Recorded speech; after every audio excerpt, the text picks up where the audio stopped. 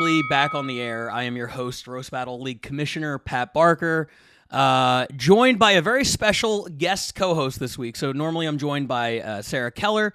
Sarah got stuck in a little bit of traffic, and not just standard LA traffic, a chaotic situation. Could not make it. We found out at the last minute, so who better to jump in than the producer of the show? Producing, co-hosting, doing a little bit of everything. This is Cody Gidley, guys. Say hi to Cody. Thanks for doing this, man. Yeah, Pat, absolutely. Love to fill in. Wouldn't rather spend my Sunday doing anything else. Well, I mean, you're here regardless. I'm going to be here. Might as well. That's what I'm saying. You're going to be filming, so you might as well get on camera. Sarah Keller, we hope that she's out of traffic in time for next week. It's a very uniquely LA thing. Like, obviously, there's a ton of traffic because there's just so many people.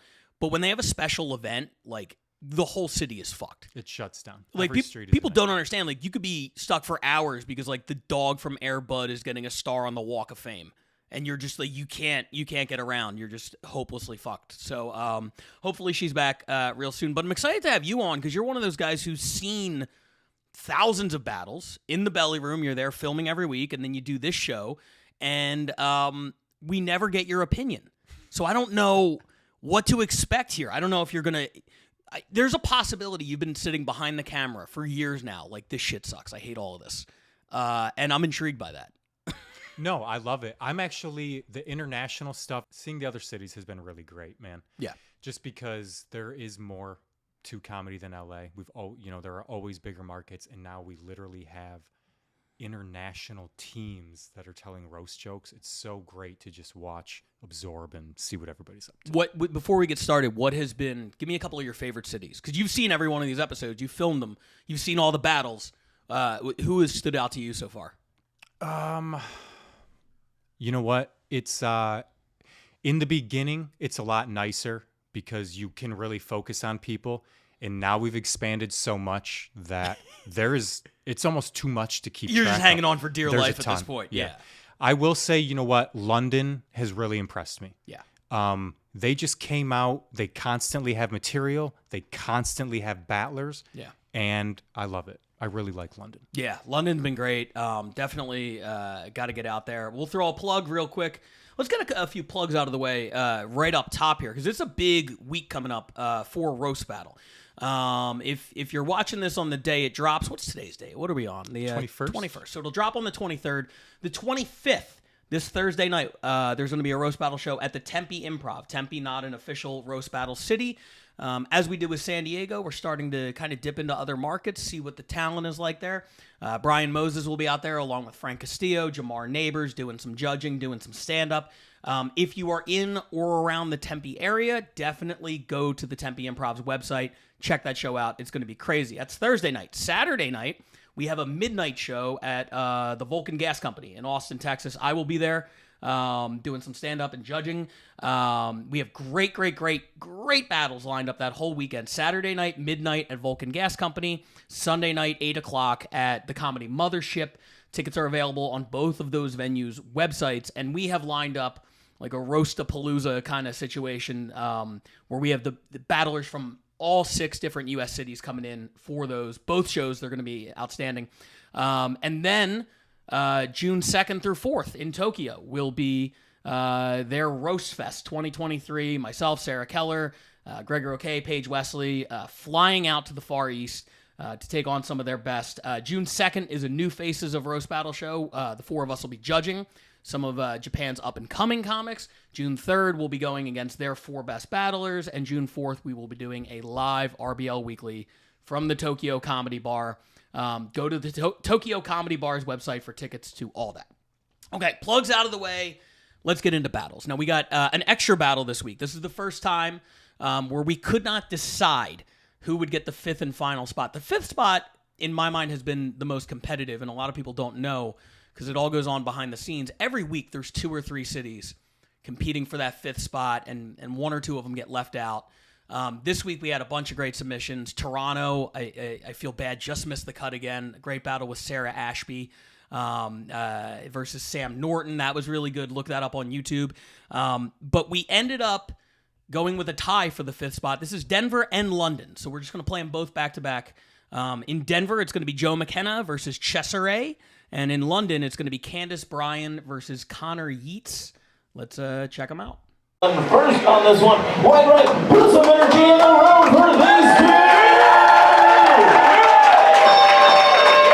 Cesare came up here all the way from Colorado Springs, the white conservative utopia. We got a couple fans here. Cesare looks like she tries to get more comfortable around black people by practicing the N-word in the shower. But at the same time, she looks like she would call Malcolm X uppity.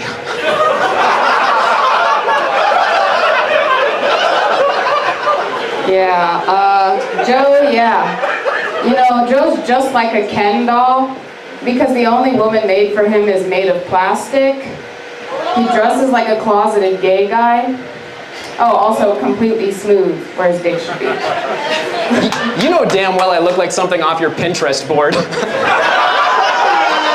I'm only here because you manifested me.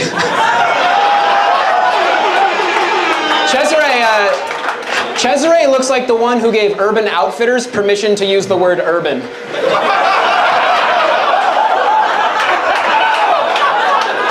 Yeah. All this coming from the pocket-sized Ben Shapiro. Guys, Joe's actually a middle school teacher. Yeah, he teaches for what he calls a living. But really, he's only doing it so he can steal his students' clothes from the lost and found and then confiscate their weed. You guys know it's Teacher Appreciation Week, too. This is what I get. What, did you fail community college class, so now you're bitter at all teachers or something? I love that skirt. Did you just get here from Dragon Tales? Cesare looks like a diversity hire for the Teletubbies. Yeah. Thank you, gay cop from the Village People. Yeah.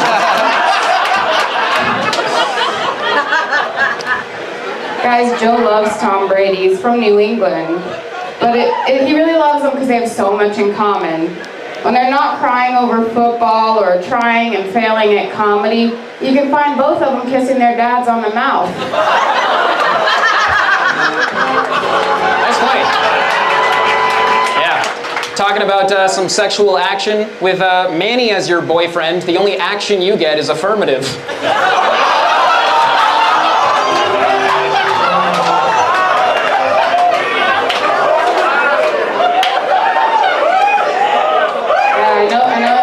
Weird for you to see someone dating someone who's not their cousin. That'd be rough.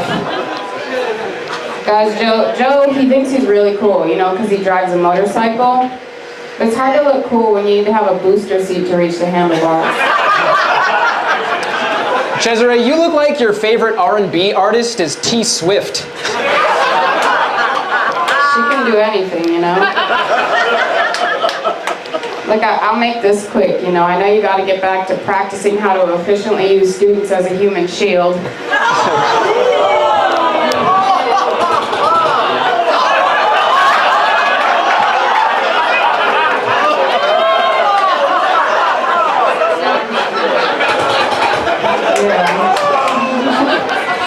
Guys, Joe's the kind of white guy that just loves to go skiing. Yeah. That's not the only time that he uses all his money to get some fresh powder. White right, round of applause for Cody.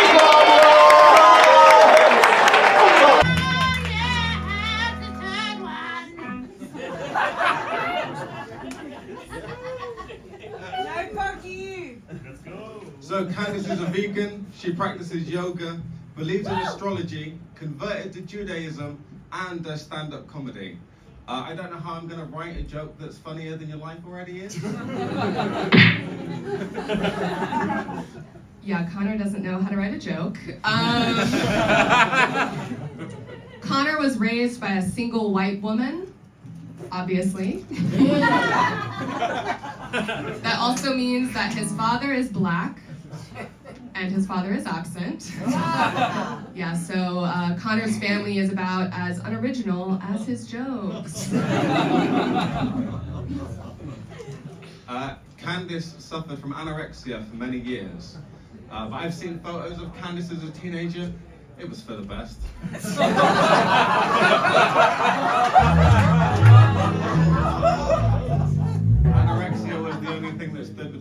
Candace and diabetes.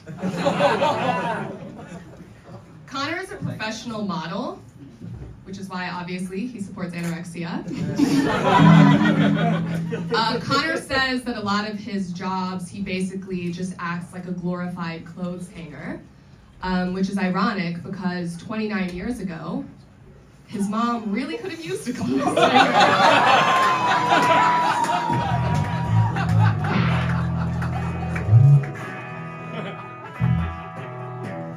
So Candace was raised by a single dad, and now she doesn't want kids. But I guess her mother didn't either.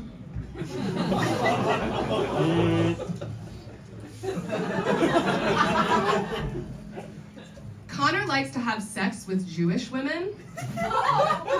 Connor also has a big tattoo of a cross on his chest, which means the Holocaust is not actually the grossest example of a Christian fucking the Jews. How did you find out about the cross, Candace? What was that all about? I don't understand. We fucked. So as far as female comedians go, Candace is one of the hottest, but they say real beauty is on the inside. And I can assure you, the outside is as good as it gets. Thank you.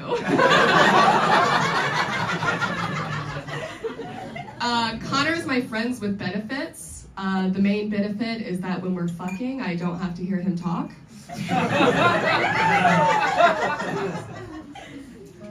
So Candace's friends call her Candy, which I think is misleading because it implies that she's sweet. I think if we're going to name Candace after junk food, we should go Space Invader, because she's an immigrant and she tastes like pickled onions.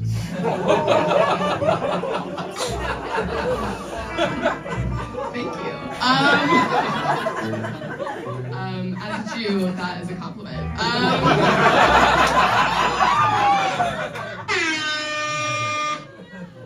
Connor is a huge fan of James Blunt and Alanis Morissette, which does make him the whitest guy I've ever fucked.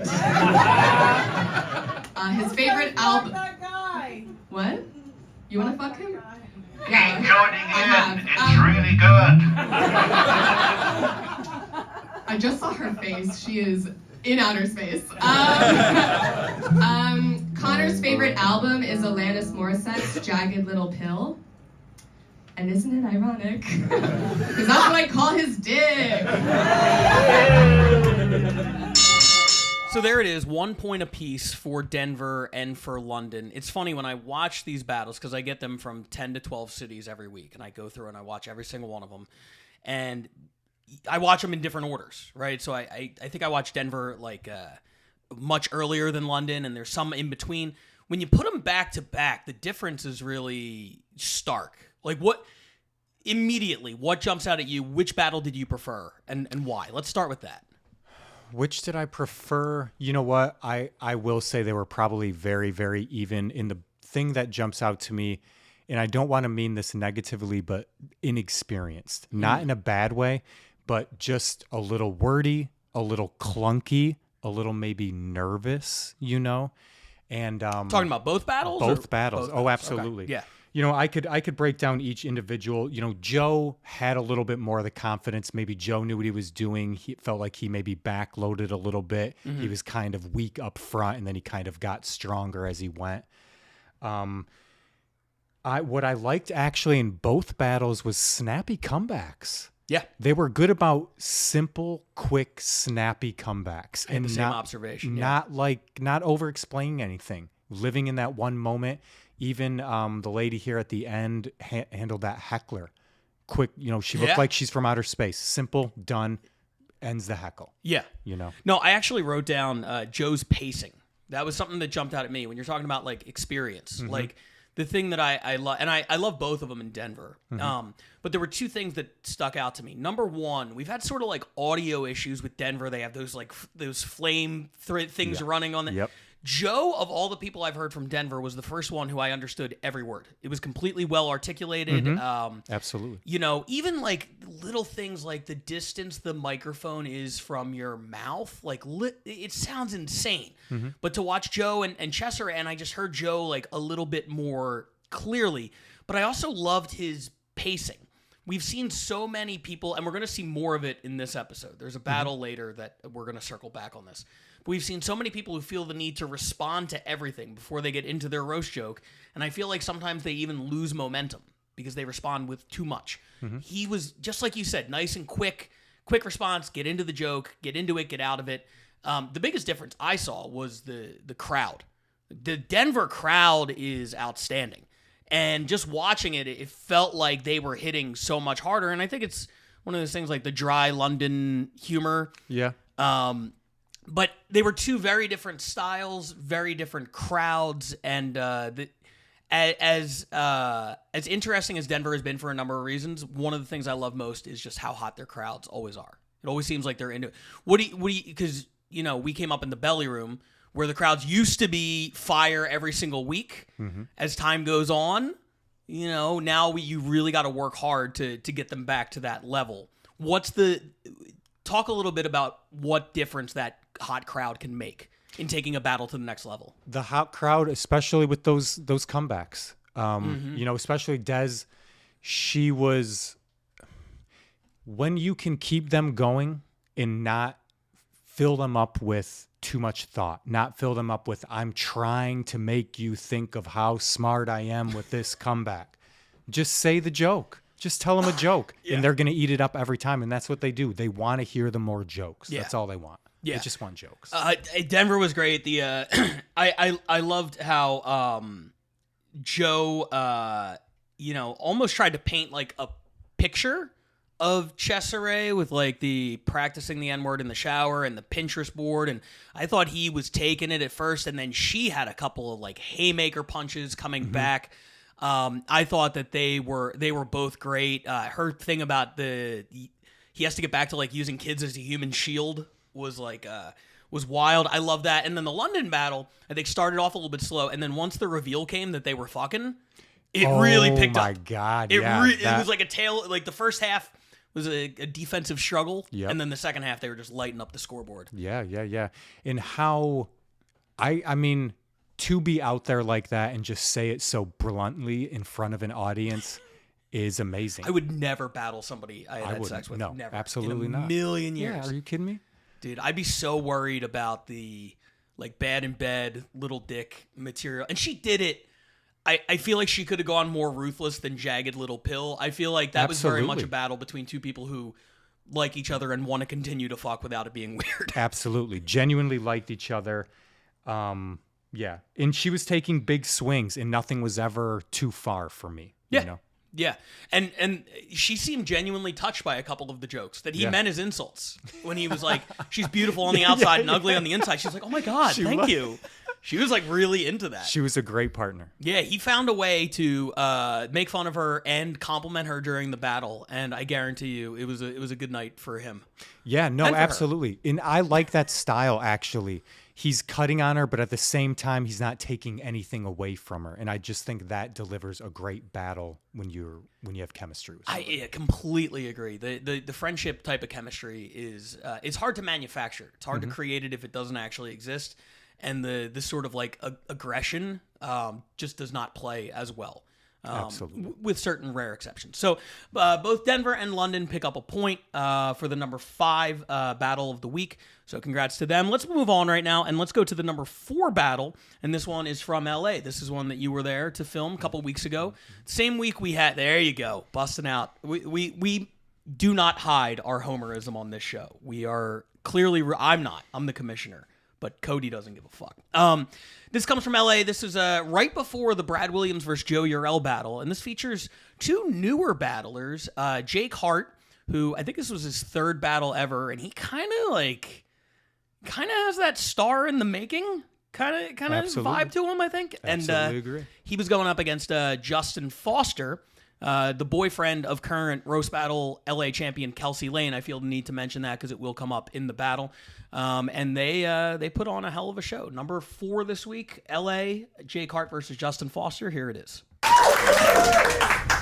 Justin looks like a miner from the 1800s who's not allowed within 1,800 feet of miners.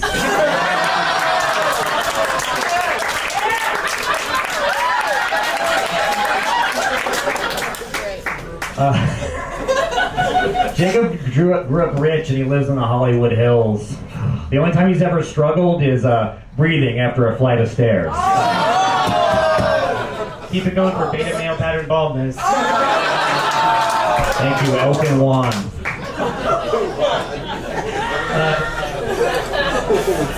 Justin is sober. He's been totally clean for 9 years, which is wild because he looks like Mr. Clean after 9 years of meth.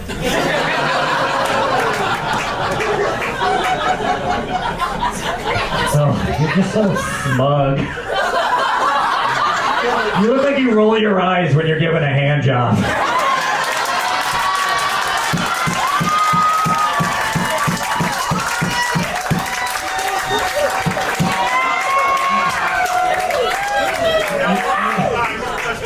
You look like Gollum gave up fighting the ring to pursue a career in comedy.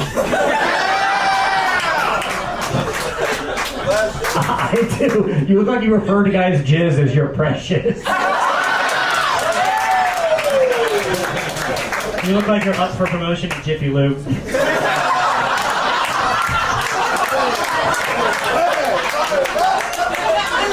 The lube we'll be using later, I'm sure. Jacob's Mexican. He knew he was gay after his family threw him a quinceañera.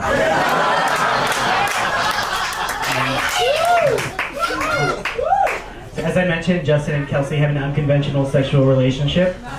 So what does Justin's asshole have in common with the Ford Fusion? What? They both regularly get wrecked by Kelsey. It's actually not funny. Last week, Kelsey put an old man in the hospital. Everyone give it up for Justin for being able to make it here tonight.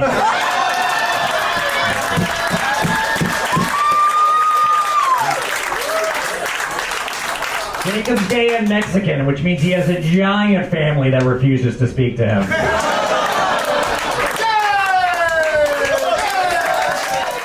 Damn, that was a that was a vicious kind of back and forth, nice, quick, punchy. Everything landed in terms of like laughs per minute. One of the better ones we've seen in a long time. You know it's going to be a good week when that's the number 4 battle. I will say very competitive week this week. Really tough to differentiate between the top 4. But to me, that one was clearly a step above most battles you see. I thought they were both great. What was your major takeaway? That was a joke off. That was joke for joke. Every comeback, every joke, every roast, everything was there. Everything was tailored to make you laugh. Yeah. The little difference, Jake I've seen him all 3 times now. Mm-hmm. Okay. He is that new where I've seen all 3 of his only roast battles. Yeah. The difference between the inexperience of Denver and London is he is concise. He's to the point, and everything is specifically a joke. He's not wasting words. He's not wasting time. It's well-written material. That is what I love about the LA battles. Well-written material. Yeah, it was well written, and I'm not saying one is better or worse than the other. Everybody has their own strategy, but we've seen so many times, and we're going back to a point I just kind of made on the last one, but for instance, when Justin hits him with the joke, and I love the joke, you look like you roll your eyes when you're giving a hand job. I love jokes that sort of paint a picture of the other person. I'm not good at them, but I am a fan of them. I feel like that's another one in some other cities, or even sometimes in LA, where somebody might feel the need to be like, I don't know, sometimes you get bored when you're given a hand job. It's like, okay, yeah, no, we got it. You don't feel obligated to say something in response to everything. Just hit them with the joke that you have. If you have a pre-planned hand job rebuttal that's fire, by all means.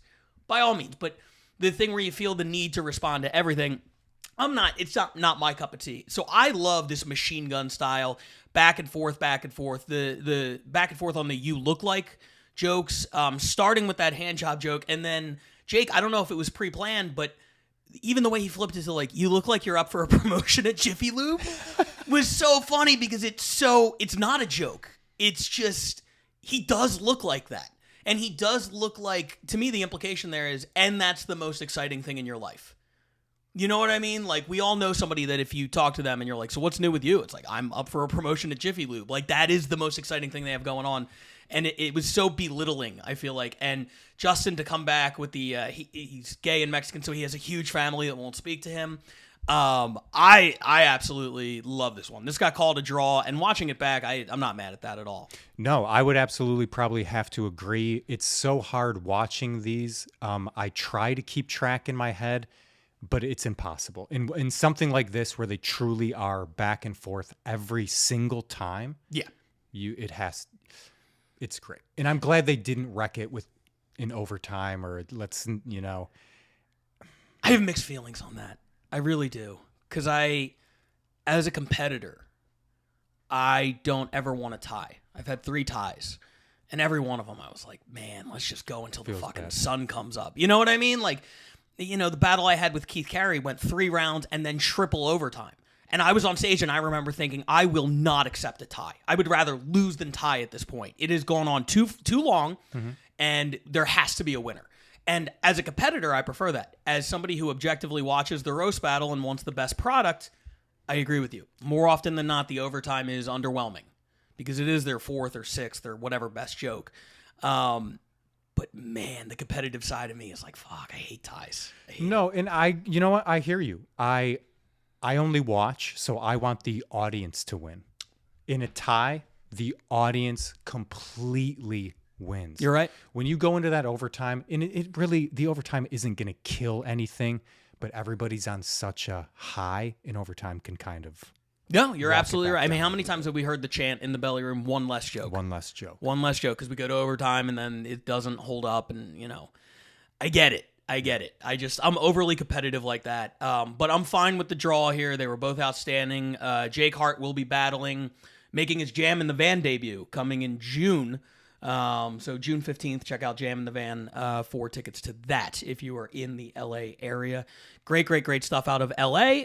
Now let's go back internationally for the number 3 battle this week. This comes to us from Barcelona, and it features the most active battler in Barcelona. I think they have 4 events, and she has battled in all of them. Her name is Mila Kopayeva, and she is going against James Regal, who is actually the guy who runs Roast Battle Barcelona. And one thing that's been interesting to me is seeing all the international cities are run by people that I meet through this, and then they're like, oh yeah, I did a battle too, and here it is, and they're all fucking monsters. Every one of them is outstanding at this, and James is no exception. So I really like this battle. Number 3 this week, James Regal, Mila Kopayeva from Barcelona. Here it is.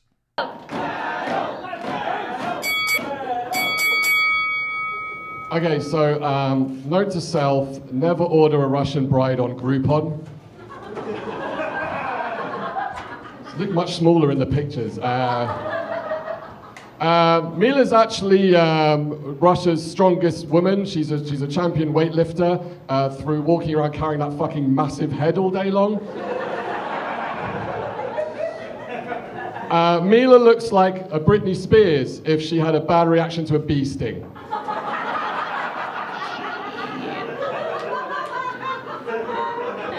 Another one. I've heard this before as well. Thank you. Guys, this is my good friend, Lame Seagull. Sorry, I think English is not my first language. James Regal. James looks like his parents conceived him while watching Beavis and Butthead.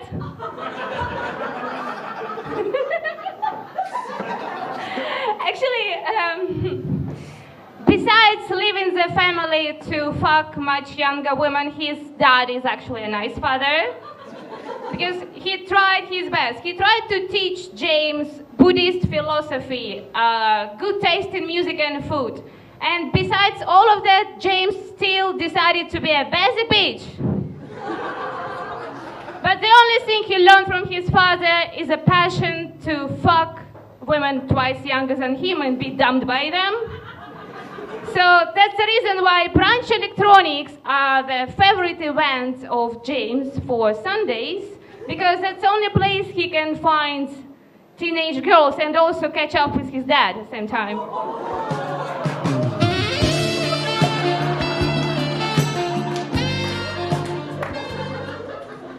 I like that you think I'm young enough that my parents were watching Beavis and Butthead, but I'll take that.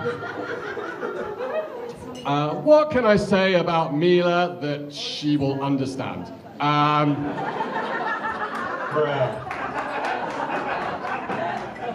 So, look, Mila's Russian, and Russians are famously known for cheating in sporting competitions, which is why I demanded before this battle that Mila had a drugs test. Luckily, they didn't find any banned substances, but they did find a new strain of chlamydia.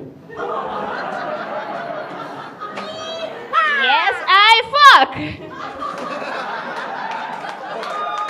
Wow. Something that you don't know, James.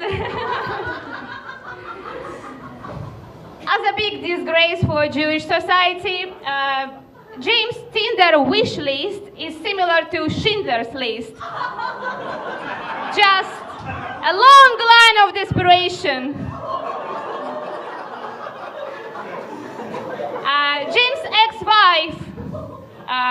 James' ex-wife left him by mistake. By mistake of marrying him at first. But because James is a Buddhist, he took it like a philosopher, right? He believes that he shouldn't cry over the things that he never had. Like a chin, for example. Or like a butt. Or like an age-appropriate girlfriend.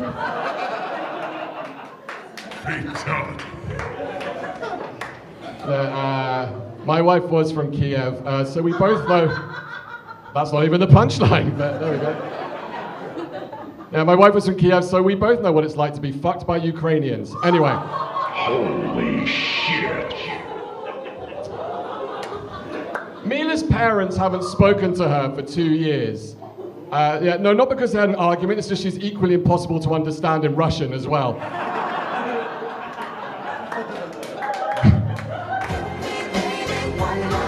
All right. Mila, your voice is so loud and piercing, it melted the Iron Curtain. Mila, you sound like the wife of the Cookie Monster.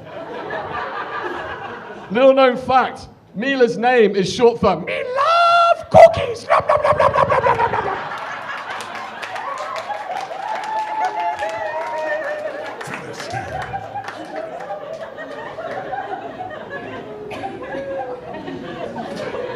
Well done, you Adam Sandler depressed brother.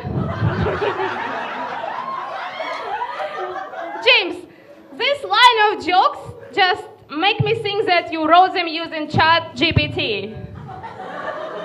And I think if you lose tonight, you're gonna be complaining to the customer support. Something like, "Oh, it's your fault. You're never gonna be a human. Elon Musk doesn't love you." James, you're so annoying, you will be the first cause of artificial intelligence committing suicide. I just about understood that. All right. Own up. Who shaved this Ewok? Thanks for stepping on the punchline with the sound effect, Gifty. All right, let's get into this. I'm going to tell you a little bit about Mila's life. So, Mila is from a small town called Kostomuchka in northern Russia. Kostomuchka means in English black revenge. Which is also the make of Mila's favorite dildo.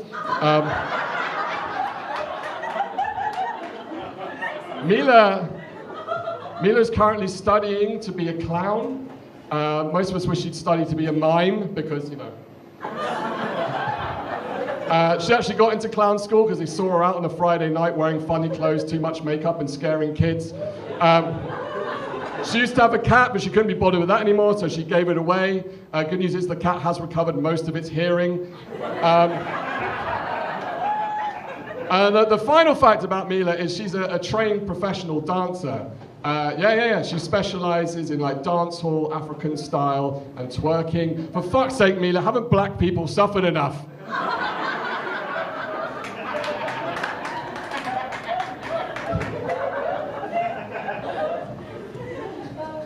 I'm suffering for them. I used to have a cat, and James still has a cat. I have a boyfriend instead. So, he's 40 and single. You know, ladies, how it goes. Okay. So James has a cat called Alice, and he loves her so much because this is the only pussy that will sit on his face. Because look at this sad donkey from Winnie the Pooh face. If you sit on it, you're not gonna come. You're gonna get depressed. All right.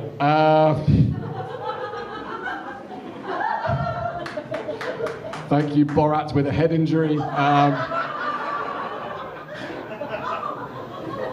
So Mila has had a long string of really shit jobs that she's not very good at, following in the proud Russian tradition of failed occupations. But Mila's dream was to be an astronaut, but sadly Russia had already sent a dog into space.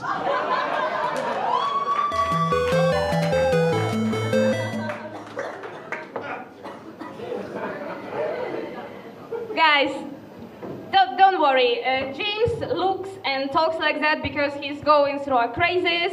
It's a religious crisis, actually, because he's born Jew. He's been raised as a Buddhist, but he's thinking now to convert to Islam because maybe then after this he will get a chance to meet these young virgin girls finally. Yeah, Mila's twerks, but that joke didn't twerk. Don't talk about something you never experienced, James. Let me start off by saying, my bad. I was wrong. I told you how I rank these things. Everybody sends them in. I watch all the videos. I make little notes. I give them like a 1 to 10 kind of thing. And sometimes you'll have hours between battles, but when you really watch them back to back, and I said it a little bit on Denver and London, and that one's closer. Let nobody ever say that I am biased towards LA because I robbed us of points this week. This was not better than Jake versus Justin. The list is final. I'm not going to amend it. I got swept up in two things. Number one, I thought James did really, really well. I think he's really funny. I really like a lot of his jokes. I wrote down a whole bunch of things. And number two, and this is the comedian in me talking. When you have been doing comedy, I've been doing comedy for 18 years. You very quickly stop appreciating actual good comedy and start appreciating sort of the train wreck kind of aspect of it, right? Absolutely. And when you have Mila, who I thought had some really funny stuff too, but I was laughing out loud the entire time because she's just having so much fun up there and she's owning sort of the character that she is, and she has the Russian accent and she's very difficult to understand, and like the way she owned when James, he had some sort of joke about her being a slut, and she was just like, yes, I fuck. And I'm just like, oh my God, dude. I had tears in my eyes watching that battle, but now watching it back, I'm like, yeah, I kind of goofed. That one was not better than LA. I still defend it as a fun battle. James had a lot of great stuff. What can I say about her that she will understand? The Cookie Monster wife thing. Maybe I'm just because I'm a dad. Mila is short for me love cookies. Failed occupation, sent a dog into space. There's a lot of great stuff there, but this was I think I was. You ever get the sleepy ha-has? I think I might have had that the first time I watched the battle. What were your thoughts? You could take me to task and be like, "What the fuck were you thinking?" Mila sounds like the beta test for Chat GPT. Yeah, I guess we should mention. Now that the league is fully in effect, Pat is picking all the videos. We used to, kind of vote on it, and we would get a consensus, and there were also less videos to choose There's so from. many now. I can't subject anybody else to having to... The timeline is not enough for a bunch of people to sit around and watch. So I have been taking that upon myself, and I think subconsciously maybe I'm worried about being biased towards LA, but nobody can accuse me of that now. But, and it is fun. And the train wrecks are fun because we're laughing. We're doubled over in our seats back here because it's fun to us. Yeah. Okay. Mila in the accent.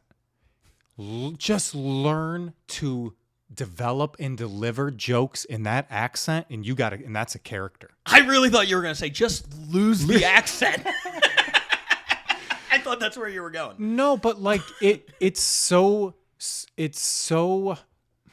unbelievable how a foreign accent will crush comedy stages in America. Oh, yeah. If you own your accent and know how to tell a joke with it, you will own any room you walk into. Big time. If you've ever read the Steve Martin book, he talks about tension in relief, and that's what a bad accent is. It's tension. And then if you can be funny with that bad accent, it is so powerful to a room full of Americans. It's a good call. You would think that it would, on paper, that feels like something that would be a detriment. It would be something you have to overcome. But I do think it could be used to your advantage. We watch Joe Urell all the time, cerebral palsy. He has, difficulty sometimes with clear speech, but his joke writing is so good. He's able to bring the people in, and everybody gets really quiet and focuses on what he has to say. And I think it even hits harder because of that. They want to hear it. They have to hear it. Yeah. And then it's so funny. You're going to be damned if you didn't hear that joke. Yeah, exactly. And Mila had some funny stuff. There's too many. She has to cut some of the words for sure. Yeah. Oh, yeah. Went on a little bit too long. There were things that I can't even pinpoint exactly why they're funny. To me, the idea that your parents conceived you while watching Beavis and Butthead, as if the TV show in the background would have any bearing on what the kid comes out looking like. It's such a bizarre concept that it really made me laugh. It was so silly. And, she had some really good stuff. I think that James clearly was just on another level in terms of the writing. Really, all of his fourth joke where he did like a bunch of Mila facts in a row, that was the one where he really went long. And I felt like a lot of stuff was connecting there. I really think that was a great performance by him. The other standout star of the battle was the DJ, who was out of fucking control. That guy, my God. No comedic timing, just hitting air horns, random sound effects that had nothing to do with the joke. That man was on a mission to hit every button on his soundboard, and mission accomplished. I hate the morning radio feel. I don't know how you feel on the stage when morning radio is happening all around you, but I can't stand it. Yeah, the morning zoo. Oh my God. That just, if I was up there and all that stuff's going off, I don't like it. It's a lot. It's tough. We used to have a DJ in the belly room, Coach T, who was a genius at it. Mm-hmm. But the reason is, like, when he said she looks like Britney Spears having an allergic reaction, Coach T, in 2 seconds, could type in Britney Spears, have Hit Me Baby One More Time, ready to go, and it would be after that joke. This DJ did it, like, literally 3 minutes later after a joke that had nothing to do with Britney Spears. So it's like, I see where his head's at. Coach was always spot on. He was always seemed ahead of it somehow. Yeah, it was amazing. Yeah. But so when these other cities kind of do it, it's a little much for me. But, and it's just so funny how, like, sometimes it'll be after a bit, like, doesn't connect, and you just hit the fucking air horn. Like, you don't have to do that. But it adds to kind of the chaos of Barcelona. The last stage they were on, they had comedy misspelled. The new one has like a weird chain link wrestling fence behind the people. The DJ's going completely ham for no reason. I like it. I wouldn't like every city to be like that, but there's a weirdness to like Barcelona and Denver that you're not getting from the other cities that I think is kind of cool. Barcelona always gives us a great video, and they are building a great show. Mm-hmm. And so I might not like the sound effects, but that works in their show because they're doing it. Yeah. They're building a really great show. Yeah. No, I completely agree. Really fun stuff from them. They get the number 3 spot this week. Again, there's going to be a lot of controversy on this episode. And we have 2 more battles to go. Like I said at the beginning, it was hard for me to determine between sort of 1 and 4, everything in the middle. So I anticipate a lot of people telling me that I got it wrong this week, and I'm open. I'm here for that criticism. But the next two battles are both outstanding, and they're both stateside. So we're going back to two cities that were tied for third place coming into this week. They're both going to be moving up the ladder. The number 2 battle this week comes to us from Chicago. A couple of favorites that were out in LA battling last month. They went head-to-head in Chicago, the Windy City. Adam Quasilo taking on Gabriel Alviso. It's the number 2 battle this week. Here it is. Are you ready for a fucking roast battle? Who's going first? I will. Adam's going first. 7 jokes each. 1, 2, 3. Roast! As comedians, we talk a lot about our comedy heroes, which is why it is such an honor for me tonight to be sharing the stage with Weird Al Pastor. Oh yeah, dude. Pastor, don't eat me, you fat bitch. Dude, no promises. Dude, I'm so excited to be here. It's always been on my bucket list to battle Ursula if she was played by a fat Jew. So, and also, just like Ursula, Adam has trouble breathing on land. Yeah. I'm like a bug. You poor unfortunate soul. Everyone's poor to Jews, so that don't believe them. Actually, is it possible to turn down the temperature? It's really hot in here, right? The last time Gabe was in a room this hot, he was thinking across the border in it. So, dude, you're built like a van that Mexicans hide in to get to the border. What are you talking about? And you stole my catalytic converter. He's just upset because he has to walk for the first time. Dude, Adam, I'm trying to get the most out of these feet before I lose them. So. Damn, dude, for somebody that could fucking barely walk, you do step on my jokes. So that is, dude, Adam looks like if Jonah Hill ate Jonah Hill. Yeah. He's Jonah Hill's body double. No, I mean, he has double the body of Jonah Hill.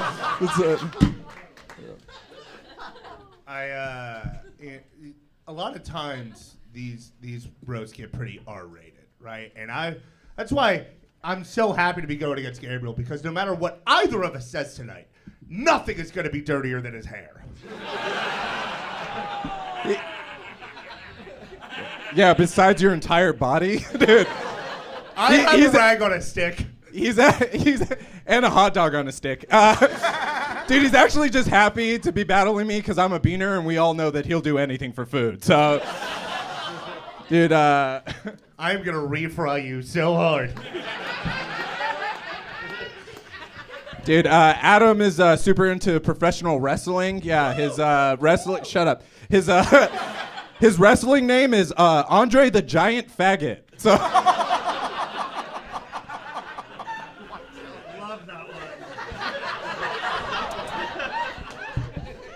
Gabe is really into graffiti, because to him, there is no art more beautiful than writing his own name. He loves the aesthetic, he loves the history of it, and most importantly, he just really loves the chance to huff paint. Oh yeah, dude, you huff mayo, so that is... Dude, it's a miracle. Adam looks like the Penguin from Batman is trying to climb out of the body of Augustus Gloop. He will never find me there. Don't worry, he'll find you. Gabe, you look like you put a hydraulics kit on your skateboard. Oh yeah, dude. Yeah. All right. That's fine. That's fine, because when I see a ramp, I want to, skateboard on it. When he sees a ramp, he's like, fuck yeah, I don't have to use the stairs. So, yeah. I still use the stairs. It's a shorter distance. Adam's mom died of suicide. Yeah. That wasn't how she just attempted. They call it suicide. The doctors call it giving birth to Adam. I was born C-section because they didn't want to look at her pussy.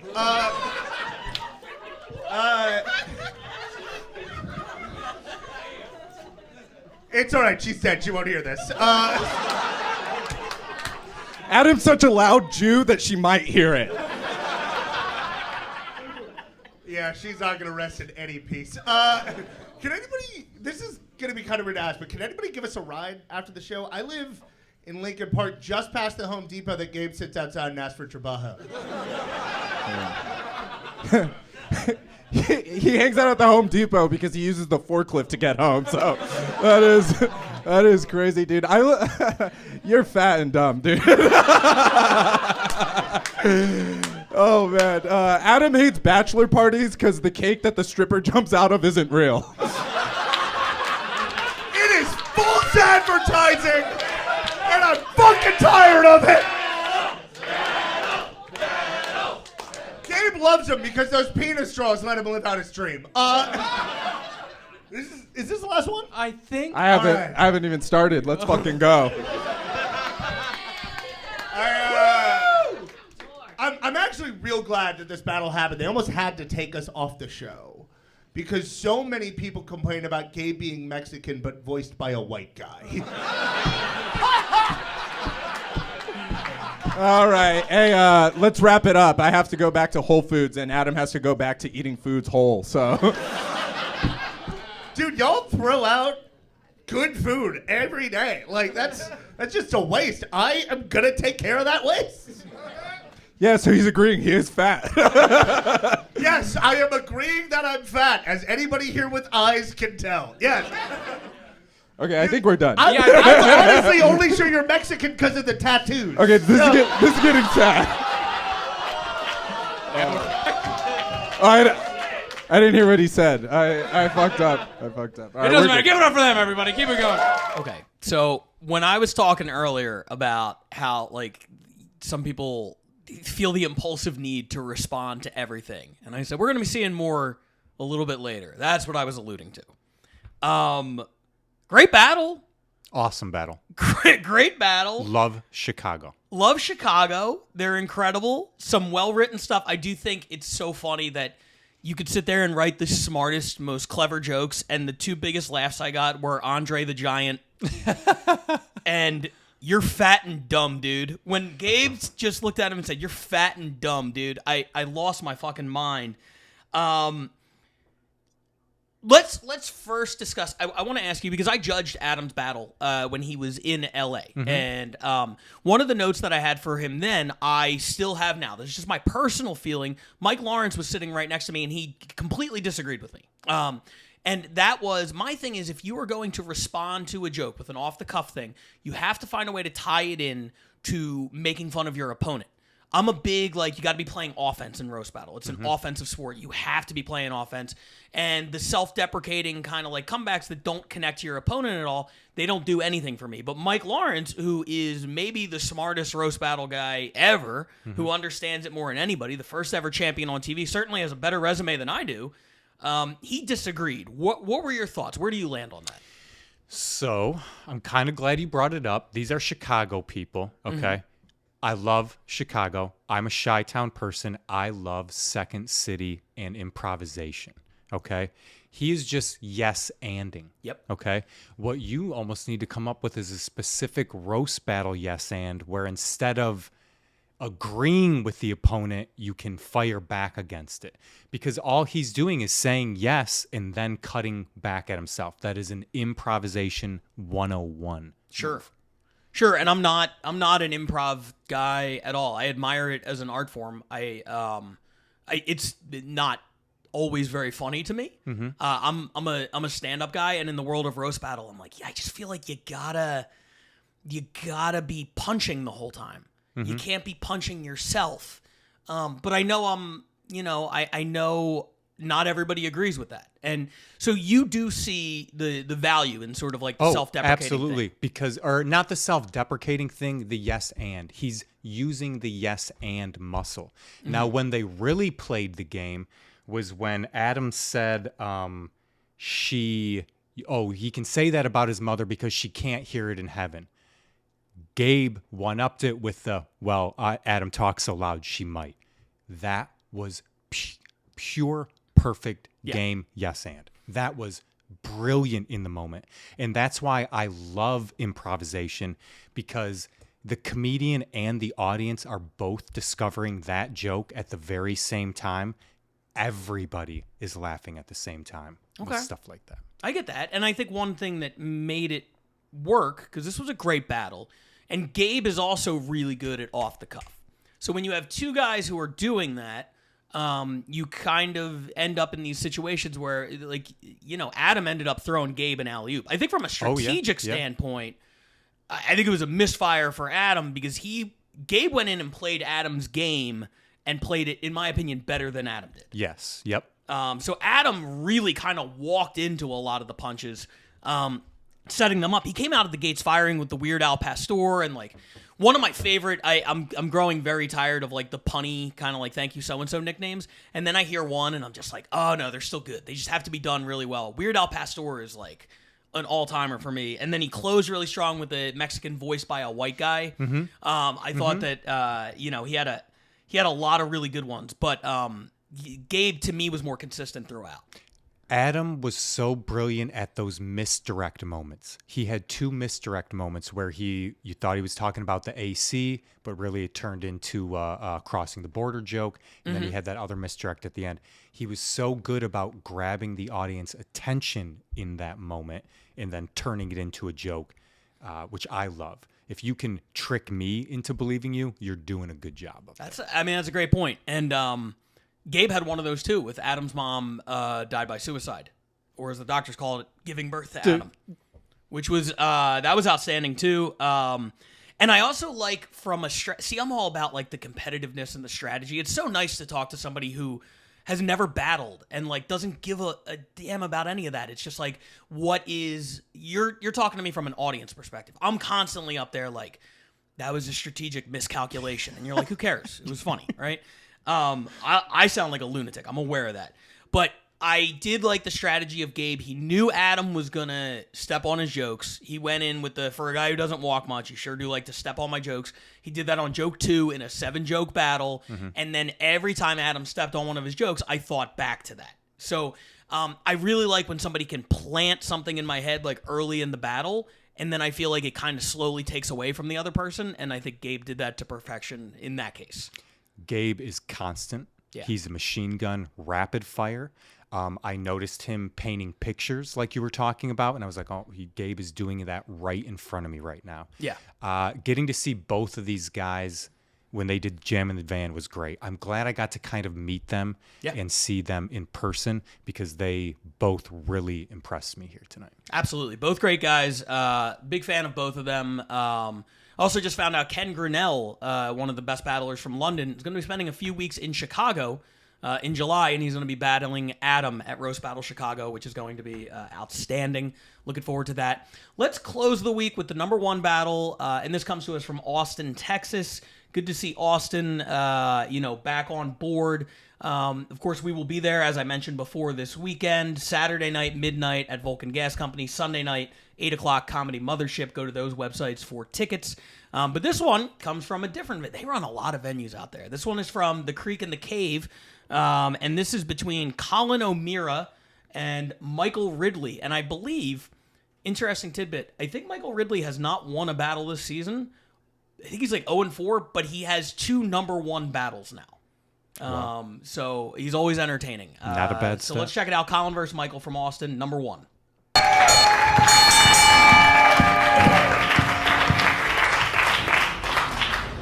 Michael looks like he drugs women's drinks with MSG. Enjoy being bloated tomorrow, bitch.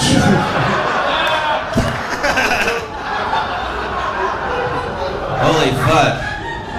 Colin looks like the 4th Jonas Brother if he was a Christian SoundCloud rapper. There actually already is a 4th Jonas Brother. I saw it on TikTok. Thank you very much. I asked Michael his favorite show, and he told me it was King of the Hill Hentai. Oh, Bobby, your balls are so big.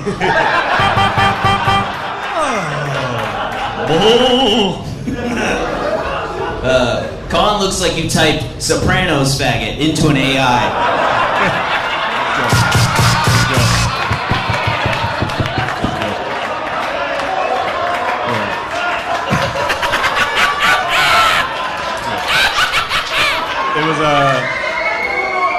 It It was Jersey Shore, actually. Fucking obviously, fucking wearing a white beater. Michael looks like he bows every time he sees a guy with a lifted truck. You laughed before I even got to the fucking thing. He bows. They love that. He is Asian. You're a stooge. Okay. All right. All right, shut the fuck up. They're funny. Why are you sitting on 2 chairs right now, you fucking idiot? Why are you double chaired up in the front row? Get this guy out of here before I jerk him off. Hey, stop that. Just leave. Get No one out of likes you. here. Go home. Get out All right, give it up for that guy being gay as shit. Oh, yeah, he's shut the fuck up. No, You're sitting on 2 chairs. Get out the way. Yeah, Get out the way, bitch. Get out the way. Move, bitch. He's trying to get banned forever. I like He's on my team, man. All right, erase all that. Is that your friend? Stop bringing your Down syndrome cousins to roast battles. All right, so Colin looks like a youth pastor who's like, the only way to Christ is through lifting weights, bruh. If you look at Michael, you would think he eats dogs. But if you look at his wife, you know he just fucks them. Wow, wow, wow, diggy up, diggy A. Is this last joke or 4th joke? I don't know. Fat ass threw me I think off. we're on last joke. Let's do last joke. This is last joke? Let's do it for these guys. Killing it so far. Last joke of the night. So wait, did you do your last joke already? I'm just lost here. All right, fuck it. I'm just gonna do this. You're supposed to be good at math. What the fuck is going on? What are you doing? God damn. I'm half white. All right. All the negative benefits of being Asian and none of the positives. Colin's dad is dead, and that's really tough for him because he hasn't tongue kissed anyone since. Thanks, Crouching Tiger, Hidden Chromosome. So I don't know if you can tell, Michael is a redneck Asian, which means he wants to fuck his sister that his parents already threw off a cliff.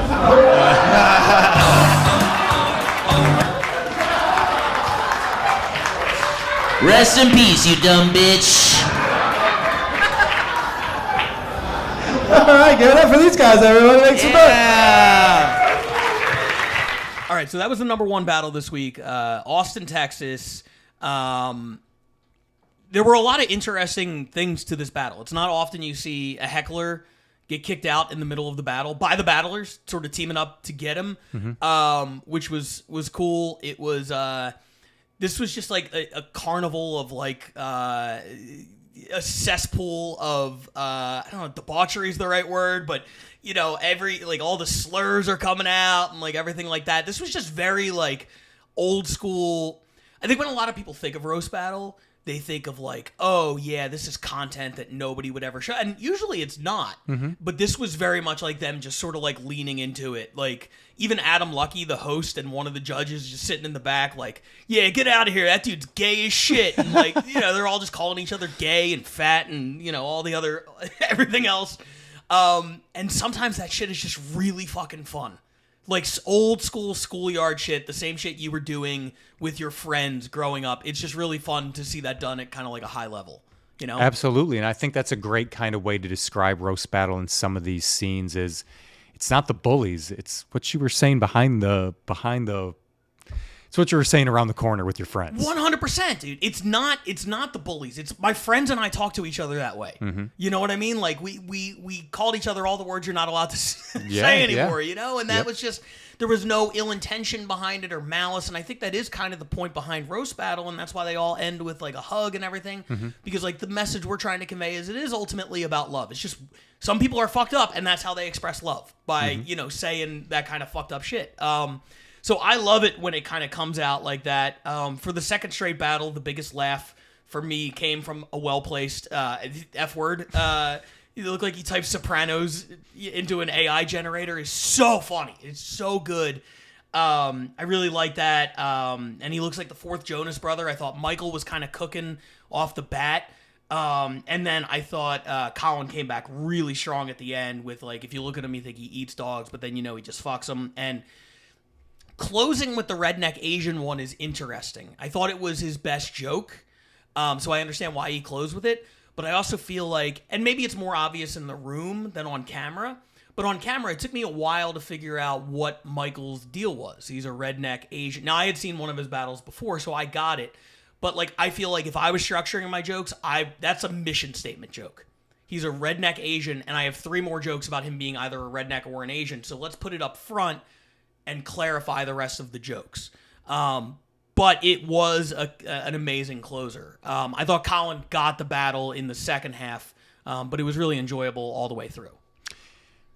The Austin scene, honestly, is very impressing me. We don't get to see a lot of their stuff, but when they do let it slip to us, it's so good. Yeah. Them being able to tag team and handle a heckler, that just means their scene is growing, their audience is growing, but the comedians are growing. They're not thrown by it. Mm-hmm. They're not being disrespectful. They're combating the heckler and they're winning in the situation. Yeah. And that's a strong sign. Yeah. That just things are getting better, getting bigger. I mean, you've seen a lot of the Austin scene. I went out there, last month for the back-to-back shows at Vulcan and Mothership, and I'm doing it again this coming weekend. But you were out there for South by Southwest this year, which I wasn't, and I heard nothing but positive. People were raving about the Austin versus Austin battles at the Creek and the Cave. Yeah, it was phenomenal. I think the one that sticks out to me was day 3. Every single Austin battle before the championship was the biggest, best battle I've seen of the night. It just got better and better, and I was like seriously blown away. They were consistently good, consistently great battles. Yeah. I think that scene is being forced to grow very, very quickly right now. You've got the Vulcan. You've got the Mothership. They are now running weekly at the Sunset Strip Comedy Club on 6th Street. They are still running shows at the Creek and the Cave. They are... the city of Austin in general for stand-up comedy is just exploding at this rate that I haven't seen a city do that. It's the Joe Rogan effect. He moves there, and then everybody wants a piece of this thing, and all of a sudden there's more venues than you know what to do with, and there's more shows, and there's more roast battles and everything. And I think there's going to be a growing pain because I think they have a decent-sized roster, and they have a decent number of top guys, but those guys are being spread very thin. Because it's like we're running, 2 shows a week or whatever the case is. And that's really tough to ask these guys to keep coming back and, putting on these performances. What I think they have an advantage in is it's a very ball-busty type of scene, right? So you got somebody like Michael Ridley who battles all the time, does not have the best record, has good written jokes, but he's such an entertaining character. And I think we saw that earlier with Mila also, where like if your scene has a few characters, those people are invaluable regardless of like win-loss record because they're always so fun to watch. Absolutely. I think you were mentioning he is 0-2 on the show, but he is 2 for 2 in top 5 or number 1 battles. Yeah, I'm going to double check that because I think he might actually be like 0-4. He just keeps battling and he might have picked up a win. So I mean, really, the secret in roast battle is kind of the record doesn't really matter. It doesn't matter. It's always the show. He's 0-4, and he has it's now been putting in 2 on top the show. battles. That's what it is, and it's hard to explain to people. I would always rather have somebody who's 0-10 and every battle makes the crowd laugh versus somebody who's 10-0 just by virtue of being a solid joke writer and very boring. I don't know how to sit down one of my boring friends and be like, if you were a redneck Asian, it would help us so much. But you're just kind of a white guy and it sucks. It's not their fault. I don't know how to tell them that, but it is kind of what's going on here. It's more entertaining to watch somebody who's a big target and can take it and dish it out, which is what Michael and a lot of the guys in Austin are doing. Francisco Rincon is like that. Mike Eaton is like that. A lot of their top guys are just very big targets in addition to being super, super funny, which is a great recipe. The characters coming out of Austin, I love that we have the league, and I really hope they can kind of translate in some of these other cities because they're doing it so well there. I really hope they're able to kind of knock it out when they meet some of these other towns. Completely agree. And let's, I just alluded to one of the guys from Austin. So let's close this episode. We're going to look at the standings like we always do. But first, let's pull up an updated MVP race. This is something that we last talked about maybe a month ago when we were, 6 weeks into the season. We're now 10 weeks into the season. So we're going to look at the updated one, and it has more names than ever. We'll start from the bottom up. I have a 3-way tie for the number 5 spot between Morgan Anderson. She won the South by Southwest tournament, was in front of the MVP standings, and has not battled since. So she's fallen down the ranks a little bit. She is tied with James Pontillo from New York, Ryan Nesson from LA. Ryan will be in Austin this weekend, looking to go to 4-0 and kind of move up this ladder. Speaking of 4-0 and speaking of Austin, Francisco Rincon, who we saw battle Mike Eaton at the Mothership. That was a number 1 battle of the week. He clocks in at the number 4 spot at 4-0. Joseph Murphy, who just battles every single week and wins a lot more than he loses in London, 6-2. Tito, the Chicago tournament winner, he was number 1, I believe, last time. He falls to number 2. And Shalaka Kurup, who won the London knockout tournament, she's atop the rankings right now at 6-1. I love that in addition to these cities, because we're ranking the cities based on quality of battles. It is nice to have something that is based on winning and losing, because we could talk about how it doesn't matter, but when you get in there at the end of the day, you want to win. And I think that there should be a way to reward that, and all 7 of these battlers have been excellent at that. I think you have a great list up there, a really phenomenal list. I'm glad kind of LA is finally on the board. We talk up LA a lot, but we're not always up there.